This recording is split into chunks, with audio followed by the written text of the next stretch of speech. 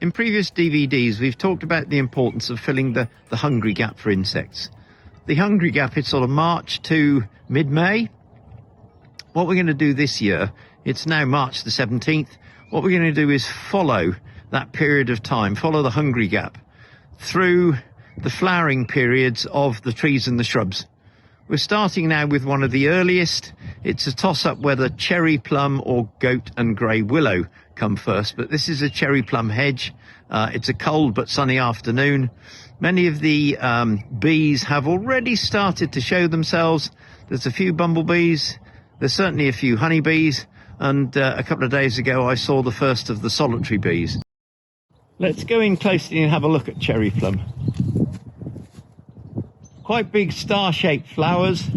The flowers are bigger than blackthorn. Blackthorn is perhaps a week or so away. Cherry plum, some of the new growth will have a green skin, a green bark to it, whereas blackthorn, it's always black at this time of year. We can get some crossbreeding or cross-pollination between cherry plum and blackthorn. So it's not like so many things in the environmental world, it's not an exact science.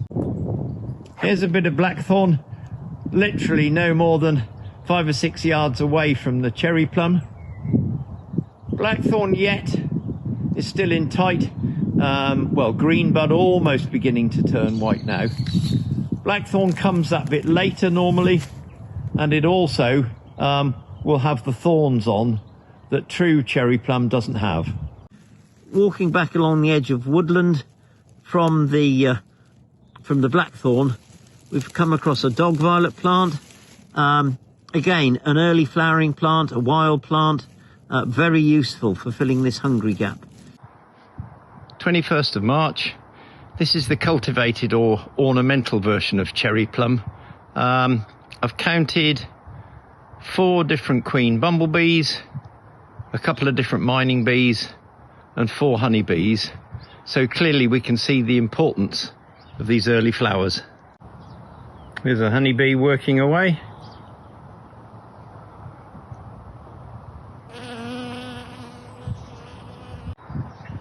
Peacock butterfly taking a bit of nectar.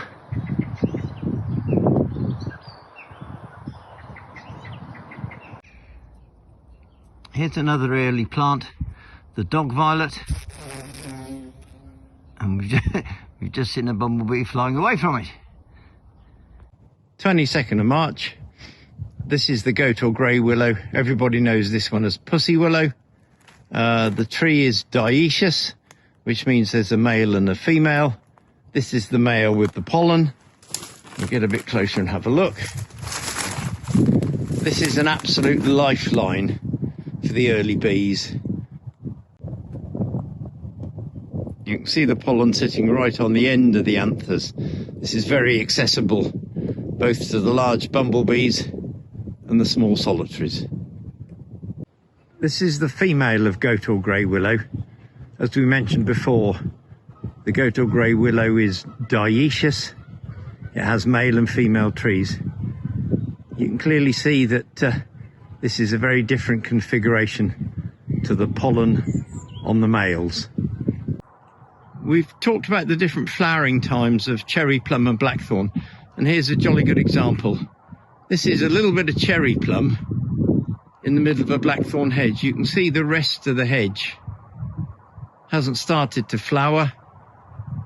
Blackthorn buds are still closed, but then there's one little bit of cherry plum, and the leaves are beginning to show on the cherry plum now, but it's in full flower as well.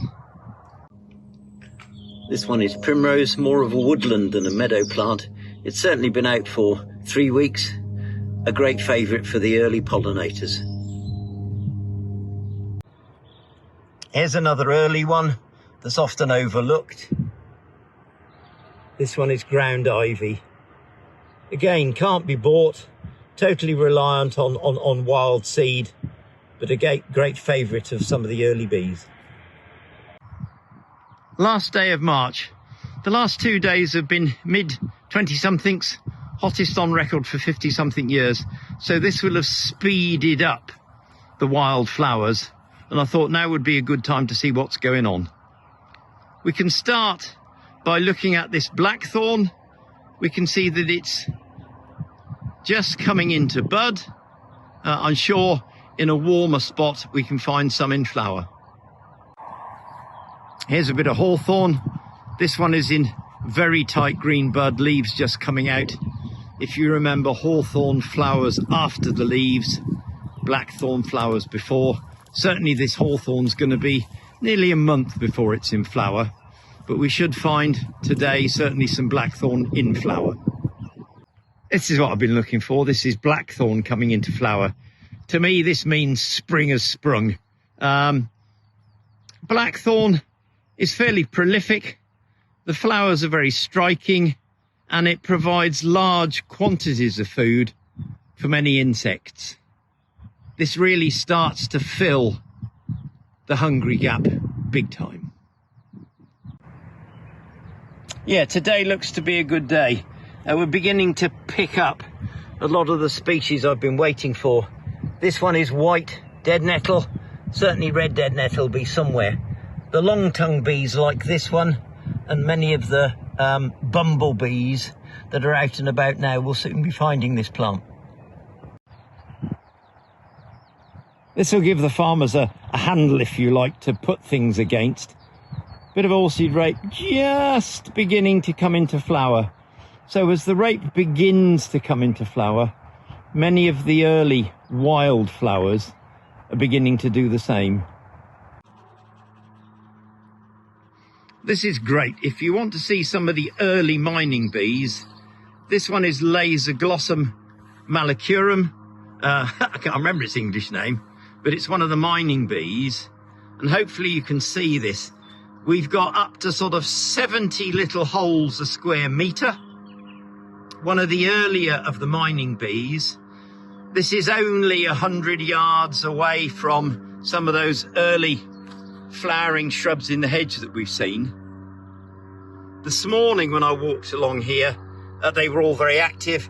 They tend to sort of shut down about middle of the afternoon, so we can't see any now. But if there was any proof that was needed that the wild flowers feed the early insects, and we're almost 2 months away from when the sown flowers start to deliver, this really does underline the importance of filling that hungry gap by allowing some of the wild flowers to develop. As I said, last day in March, even the ants are beginning to think spring has sprung. You can see with ants, the soil is sort of scattered about, as opposed to we saw in those mining bees, sort of little piles, little volcanoes of soil. This is just soil scattered about randomly. One of my favourite flowers, the dandelion. Not everybody's favourite, I grant you. But dandelions can appear in great numbers, and an absolute must in the early pollinator delivery plants.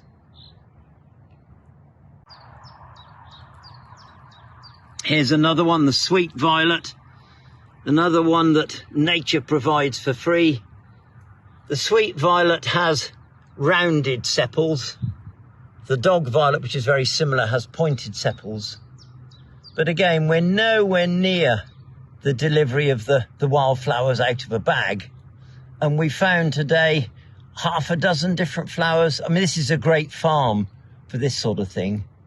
But hopefully this stresses the importance of giving some space to these flowers for free. Blackthorn and cherry plum are very similar in initial appearance. This one is blackthorn, no leaves, smaller flowers, more tightly bunched together than cherry plum. Cowslip comes out about a fortnight later than primrose, but this is the first one that is commercially available. All the rest of what we've seen are from nature for free. but this is the first one we can actually buy and sow. A couple of weeks ago, we looked at this spot where the blackthorn was in tight bud and the cherry plum was flowering. Now the roles have been reversed. Cherry plum finished flowering and leaves coming out, and blackthorn now coming into flower. Red dead nettle, a great favourite for the bigger bumblebees. Another one of nature's flowers for free. Still on my last day of March walk, and here's one I didn't expect to see, and it might surprise many of you. This is sycamore. Not many people think of sycamore as a flowering tree, but it certainly does produce flowers. You can see them there, and again, very attractive to many pollinating insects. Still on the last day of March walk, come to an end now of 1.5 hours of walking. We've seen a lot of different flowering trees, shrubs, plants, and I think if anybody could go for a 1.5 hour walk on their farm and see what we've seen, then I think the hungry gap is certainly being filled. Interesting, if we look back at what we've seen today, we've had one plant that we can buy. The rest come by leaving just a small space for nature to deliver, if you like, its flowers for free. This one is comfrey, comes in a variety of colours. Another wild one, this is called green alkanet. Not sure why it's green, because it looks more blue to me. This one is flowering cherry. Certainly well out. Chestnut won't be far behind it. Nice sunny day. Bees are beginning to become very active. This one turns up every year. It's a mining bee, Anthophora plumipes, and drills its nest holes in the compacted soil in the farmyard. 20th of April. Throughout this DVD, what we've talked about is the importance of filling the hungry gap. With one exception, which is cowslip, what we've looked at is the naturally occurring flowers and some of the tree species. In this corner of the farm, what we're looking at here is dandelion, red dead nettle, and over the other side, we've got some white dead nettle coming into flower. Just this untidy corner is providing such an important food resource for these early bees, because the flowers that we can commercially buy haven't yet come into being. This is really what I've been waiting to see, rafts of dandelions. These have been out for 2 to 3 weeks, and they provide an ample opportunity for the early pollinating insects. Without these, the hungry gap really would struggle. We're on the edge of a good quality flower meadow, and again I want to make the point that there is the cowslip, which was in the sown meadow mix. We've got the blackthorn. We've got a lot of insects, a lot of bees out and about now. And as we swing round all the cowslips down the edge of the field, but we swing across a very good quality 5-year-old flower mixture, sown on relatively heavy soil. But as you can see, there really aren't any of the sown species coming up yet. This puts great emphasis and importance on the fact that without the wild unsown species, we're still waiting till late May, early June for the sown species to come into being. 22nd of April, another tree just about coming into flower. This is crabapple. If we swing through the crabapple through to the hawthorn is still very much in tight white bud. So the crabapple is going to be out before the hawthorn, perhaps another week, 10 days before the hawthorn, early May, if you like, May blossom. So again, nature is sort of staggering all these food plants such that everything gets a go, But yet again, we're still waiting for the sown flowers to kick in, and many of those will be at least a month away.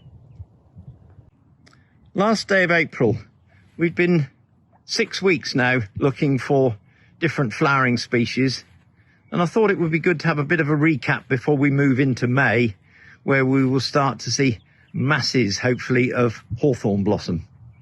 Still flowering now, dandelions, green alkanet, ground ivy, blackthorn, wild cherry, sycamore, crabapple, both red and white dead nettle, and cowslip.